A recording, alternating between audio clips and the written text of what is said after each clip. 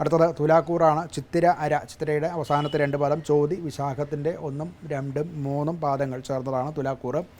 ഇവർക്ക് 5-ാം ഭാവത്തിലാണ് ബുധ-ശുക്ര യോഗം. അത് വളരെ നല്ലതാണ്.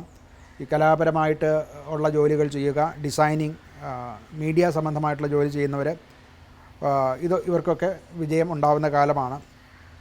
പഠനത്തിലും അതുപോലെ തന്നെ പ്രണയകാര്യങ്ങളിലും ഒക്കെ എല്ലാം അനുകൂലമായിട്ടുള്ള ഫലം തരുന്ന കാര്യമാണ്. നിങ്ങളൊരു ശ്രദ്ധാകേന്ദ്രമായിട്ട് മാറാവുന്നതുമാണ്. ധനപരമായിട്ട് മെച്ചം തന്നെയാണ്. അനുകൂലമായിട്ടുള്ള കാലമാണ്. ധനാഗമ മാർഗങ്ങൾ പുതുതായിട്ട് വരുന്നതുമാണ്. ആരോഗ്യപരമായിട്ടും ഒട്ടും തെറ്റൊന്നും പറയാനില്ല. പ്രത്യേകിച്ച് രോഗങ്ങളോ ഒന്നും വരുന്നതായിട്ടോ ഒന്നും കാണാൻ സാധിക്കുന്നില്ല. കുടുംബപരമായിട്ട്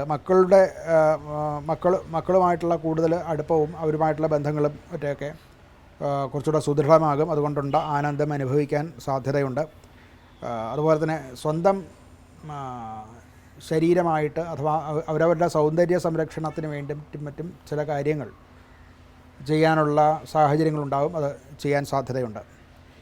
ഇവർക്കൊരു പരിഹാരം എന്നുള്ള നിലയ്ക്ക് ലക്ഷ്മി പൂജ നടത്തുന്നത്, വെള്ളിയാഴ്ച ദിവസം ലക്ഷ്മി പൂജ നടത്തുക, ലക്ഷ്മി സ്തവം ജപിക്കുക, അങ്ങനെയുള്ള കാര്യങ്ങളൊക്കെ ചെയ്യുന്നത് ഉത്തമമാണ്.